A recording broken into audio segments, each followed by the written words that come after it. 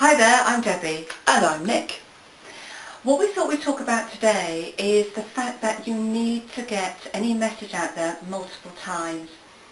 One of the mistakes that people make is in placing one advert and hoping to get responses from that. Now sometimes that can be, you might start lucky, but actually more often than not you need to have a sustained campaign.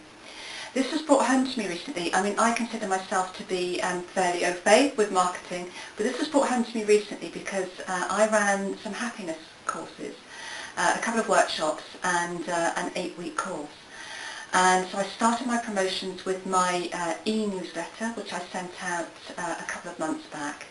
I produced some posters, I replaced my normal adverts with adverts for the happiness class so that it wouldn't cost me any more, and tweeted. Now, one of the people who I know read my newsletter then came along to the one-day workshop and said, "Do you know, I didn't realise that you were running the 8-week version." I'm thinking, and when I look back, that person had had my e-newsletter. I sent out a separate e-newsletter just about the happiness classes. That person would have seen posters and so on. So this person who was already warm to me hadn't spotted this. And it really rammed it home to me how just because you think you sent someone an e-newsletter and you know they've read it, that they will necessarily have taken the message on board. Because what happens is people need to see things multiple times before they take action. And the general rule of thumb is that somebody needs to see the message 7 times. It could be 7, it could be 27. Just keep plugging away. Now the mistake people make is that they think, right, that means I need to send 7 newsletters, or I need to make 7 phone calls, or place 7 adverts. Not the case. They need to see it 7 times in different ways. Yeah. Different ways, possibly. So basically, whatever it is you're trying to promote, be it yourself, be it an event, be it a product, get that message out there in all the ways that you can, and don't assume just because you know somebody has seen it that they've actually taken it on board the first time. Keep plugging away.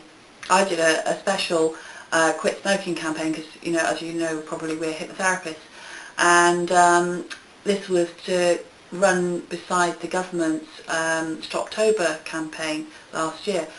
And there was an interesting story behind this one as well, because I did a press advert in a little magazine that I like to advertise in.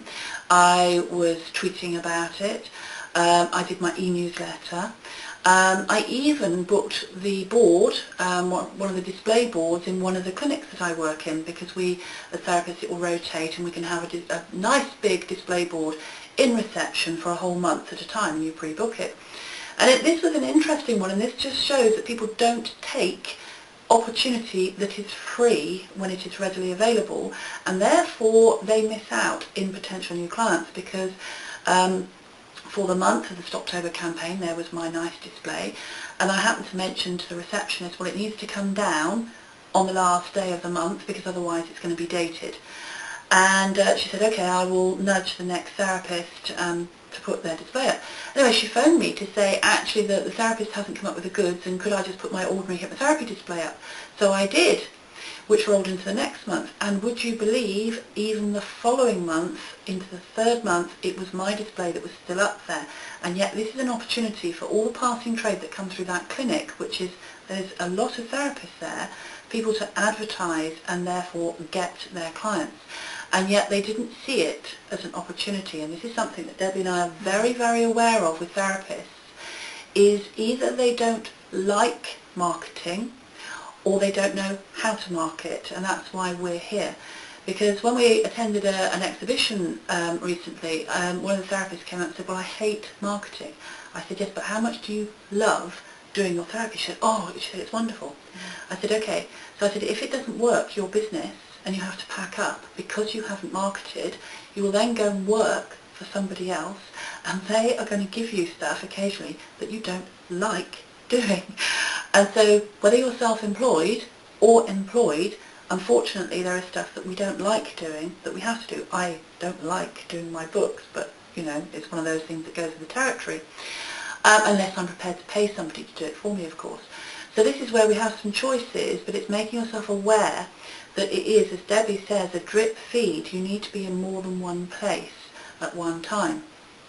I read something interesting the other day, I think it might have been on LinkedIn actually, and it was a message from a business person saying there's always one more thing you can do. Absolutely. And so when you think, oh goodness me, perhaps something's gone quiet, or people aren't signing up to your course that you're running, or whatever it might be, whatever offer it is you're putting out there, there is always something more you can do.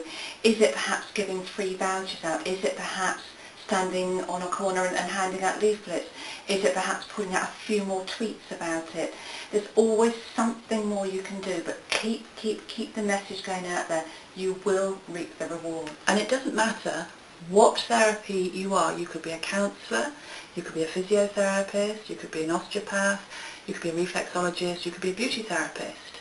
There will be something that you can talk about that will be informative and interesting to your audience.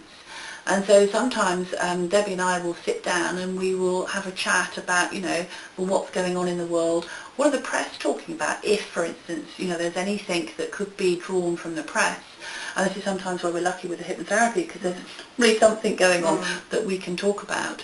But even then, just aspects within your business of how you work and where you work and why you do what you do. And it's how can you get that message out there. And we get so easily trapped into doing what we like to do within marketing, or what we understand, or what we feel familiar with. And that's why when we run our courses and on our DVD, we cover many aspects, and we do qualify it by saying to the audience who are looking a bit shell-shocked at the end of 3 hours of us just throwing information at them, we say, look, the whole thing is just take one small step into a new direction. So try something new that you haven't done before, as well as the stuff that you have done before, and gradually build this marketing campaign. So you don't have to go and do it all at once, but you do have to keep looking at what else you can be doing. And this is, if you just want to do your therapy as a hobby, then fine. But if you want to have a full-time income out of it, or a reasonably good income, then unfortunately, whether you're a butcher, baker, candlestick maker, which is what I'm saying all the time these days, you do need to apply yourself to this marketing aspect. Absolutely. So take a look at what you're doing, have a review of what you're doing, think about what's working well. If it's working well, do more of it. If it's not working, see if you can adapt it, and then see what you're not doing, and then stretch yourself a little bit in that direction. And don't forget, we're here if you get stuck. Thanks for listening. Bye. Bye.